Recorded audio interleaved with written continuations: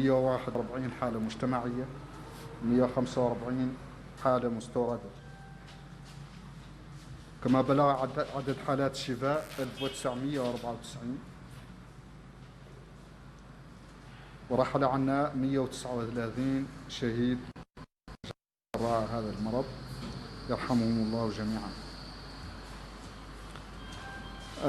الحالة الوبائية اليوم تتميز ب 2954 حالة نشطة، من بينها 2470 بدون أعراض، و478 بأعراض خفيفة، و6 حالات تحتاج الرعاية. الفحوصات كان عددها في ال 24 ساعة الأخيرة 850، من بينها 137 للبحث و713 للتشخيص، وبلغ عددها الإجمالي إلى 47355 منذ بداية الجائحة.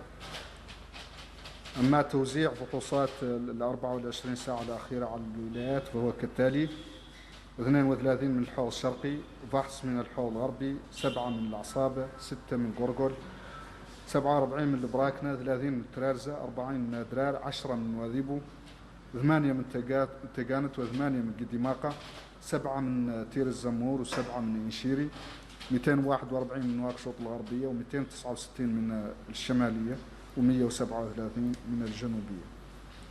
الحالات الجديدة تتوزع على النحو التالي: حالتان من النعمة، وحالة من العاق، 4 حالات من بابا بي، 1 من بوغي، 4 حالات من مزردرة، 1 من روسو، 12 من أطار، حالة من نواذيبو، 3 حالات من القصر، 3 من السبخة، 8 من تفراق زينة، حالتان من دار النعيم، 3 من التيارت، 6 من توجونين، 5 من عرفات، و5 من الميناء، وحالتان. Chers citoyens, la situation épidémiologique d'aujourd'hui se caractérise par 63 nouveaux cas, dont 54 cas contacts, 7 cas communautaires, 2 importés. Elle se caractérise également par la guérison de 50 malades patients qui étaient Covid positifs. Et malheureusement, on a enregistré 4 décès au cours des dernières 24 heures. Yarhamuhullah. Ainsi, le nombre de cas enregistrés depuis le début de la pandémie a atteint 5087 cas, dont 4792 de contacts, 141 communautaires, 154 importés. Le nombre de guérisons a atteint 1994 et malheureusement, on a eu 139 décès suite à cette maladie. Les cas actifs aujourd'hui sont au nombre de 2954, dont 2470 cas asymptomatiques, 478 avec des symptômes légers et 6 nécessitant un suivi rapproché.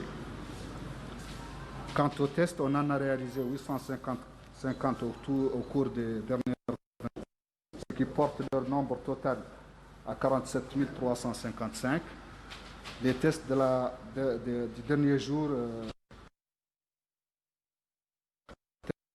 700 et se répartissent comme suit entre les régions: 32 du Hod Sharqi, 1 test de Hod al-Gharbi, 7 de la Saba, 6 au Gorgol, 47 au Brakna, 30 au Trarza, 40 en Adrar, 10 en Nouadhibou, 8 du Tagan, 8 du Guidimaka, 7 du Terezamour et 7 de l'Inchiri, 241 de Nouakchott Ouest, 269 du Nord et 137 du Sud.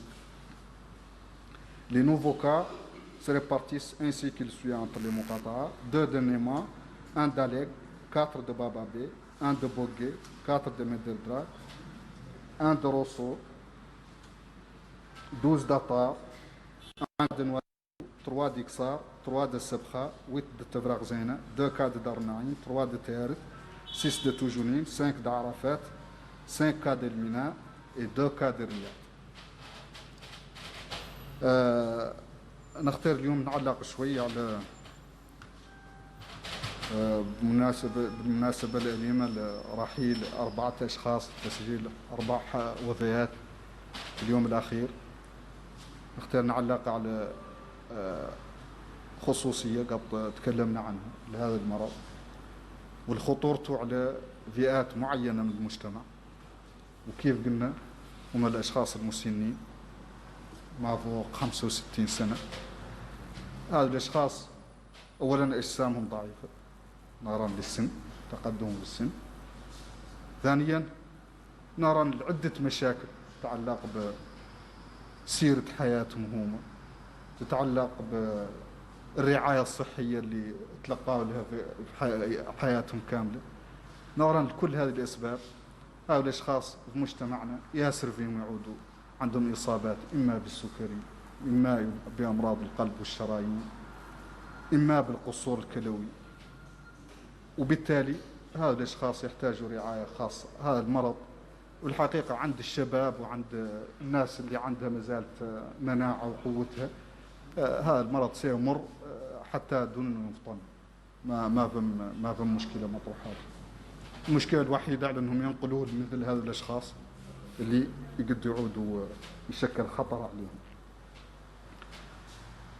وبالتالي غالب حالات الوفيات اللي نسجلوا إما وفيات تحدث في البيوت دون ما أنها تصل قاع للمؤسسات الصحية، والله حالات تتعقد في البيوت وتصل للمستشفيات عند الوفاة، والله ساعات قبل الوفاة، وبالتالي ما توفق الأطقم الصحية بإنقاذه. وهذا راجع كيف قلت لضعف أجسامهم، بنيتهم الجسدية، وعلى أن هذا المرض يتعقد أساسا عندهم. يقرم اللي راجع لطبيعة المرض، على أنه يعود عندك بريقاج اللي له 15 دقيقة 20 دقيقة عادي ما عنده أي مشكلة. وذو اللي يقولون دائما في المستشفيات يقولون لهم هذا ما كان عنده أي مشكلة، طرا له قليق نفس اللي له ورك ساعة ولا ولتين، والله يقولوا هذا طرا له مشاكل لا من يامس، والله جاء في الحمى لا كذاش. غير خصوصية هذا المرض على أنه يعود رقاج عندك به له نص ساعة 20 دقيقة في حالة طبيعية، يقدر تتعقد حالته وتتأزم في دقائق. وهذا هو السبب الوسامة في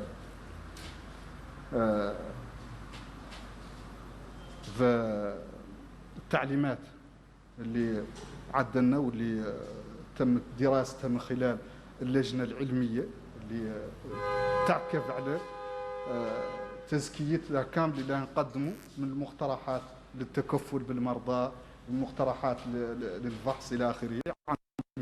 هي اللي تعكف على ذاك المقترحات اللي نعدلوا وتدرسها من حيث فعاليتها من الناحية العلمية، وعلى أساس تجارب الدول الأخرى. على أساس هذه اللجنة عندها اتصالات بخبراء في كل أنحاء العالم، وتدرس كل ما تقترحه وزارة الصحة. وهذه اللجنة صادقة تعلن هذول الأشخاص اللي عندهم المواصفات مباشرة يلا يعودوا محجوزين في ذي الفترة في المستشفيات. حد كامل عمره يتجاوز 65 سنة وعنده معروف عنه عنده مرض من الأمراض القلب والشرايين، والله معروف عنده السكري أو عنده قصور كلوي، هذول الأشخاص في ذي الفترة دي هي لن يعد لهم فحص كوفيد ويعود إيجابي، يلا مباشرة يتم حجزهم. يسوى حاسين بشيء يسوى ما محاسين بشيء، لابد من يعودوا متواجدين في المستشفيات. به اللي لا عادوا ما محاسين بشيء يقد يطرح عليهم شيء أي وقت. المسألة الثانية اللي يلا صقع يعدلوا المواطنين كاملين وخاصة العائلات اللي عندها أشخاص بذي المواصفات، يلا تعدل أول شيء بعد قاعد أنها تصر على أنها هؤلاء الأشخاص يعدل لهم فحص، وبالتالي لا إما يعود الفحص موجب، وبالتالي معناه أن الشخص لابد أن يعود تحت رعاية صحية ولابد أن يعود في المستشفى.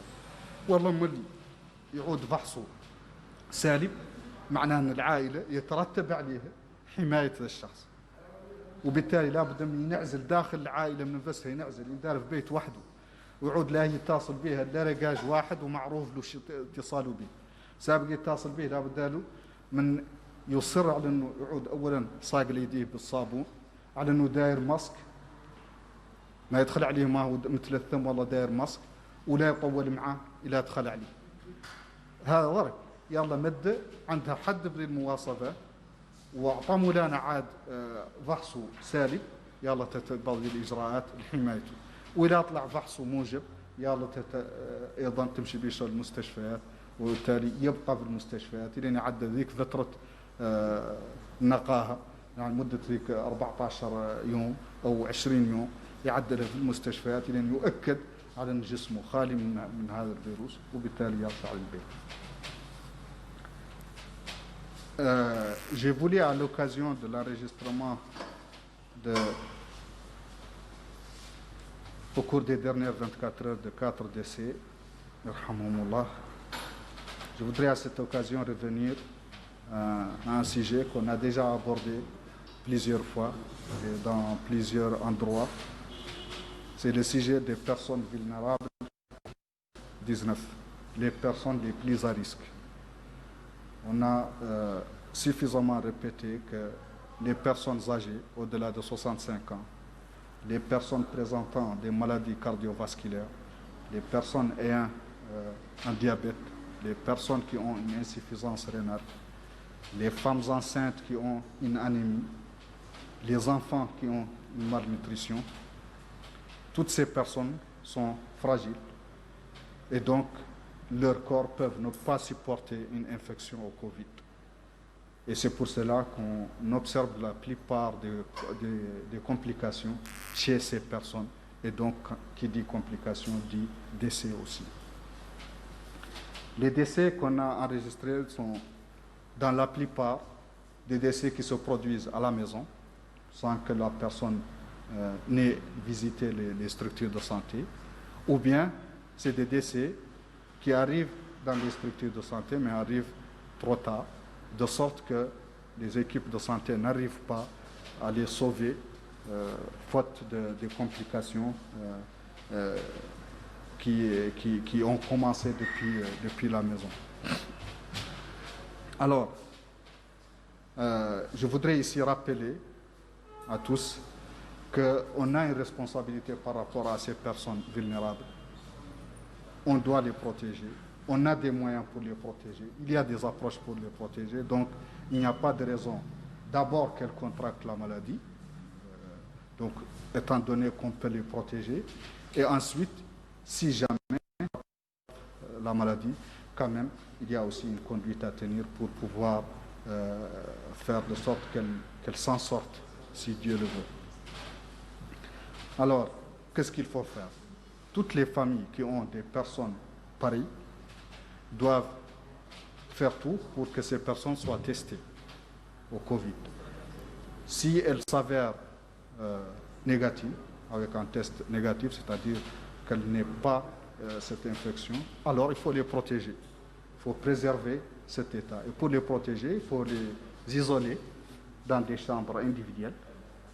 Il faut désigner une seule personne de la famille qui s'occupe de ces personnes. Cette personne ne doit pas les approcher ou les aborder sans avoir se laver les mains correctement et puis sans utiliser des barrières, des masques avant d'entrer en contact avec ces personnes. Et si jamais ces personnes sont infectées, alors il faut qu'elles soient en milieu hospitalier. Qu'elles aient des symptômes ou qu'elles n'aient pas des symptômes, ces personnes doivent être en milieu hospitalier parce que tout simplement, la caractéristique de cette maladie est telle que on peut voir une personne qui est bien portante 20 minutes ou une demi-heure plus tôt et son état de santé peut se dégrader rapidement et elle peut mourir rapidement d'une complication du Covid qui s'installe vraiment très rapidement. C'est pour cela que le conseil scientifique que nous avons mis en place a adopté un protocole de prise en charge qui préconise l'hospitalisation systématique de toute personne âgée de plus de 65 ans avec une comorbidité, l'une de ces maladies chroniques, ou bien les femmes enceintes qui ont une anémie, ou bien les enfants malnutris qui sont Covid positifs. Toutes ces personnes, on a préconisé de les hospitaliser, qu'elles aient des signes ou qu'elles n'aient pas des signes. Parce qu'on sait que la complication peut s'installer rapidement et emporter la personne. Alors, il faut que ces personnes soient en milieu hospitalier, qu'elles soient systématiquement hospitalisées. J'espère que nos citoyens comprendront ces messages et agiront en conséquence. Et ensemble, Inch'Allah, on sortira de cette crise et on sauvera le maximum possible de nos personnes âgées. Je vous remercie et à demain.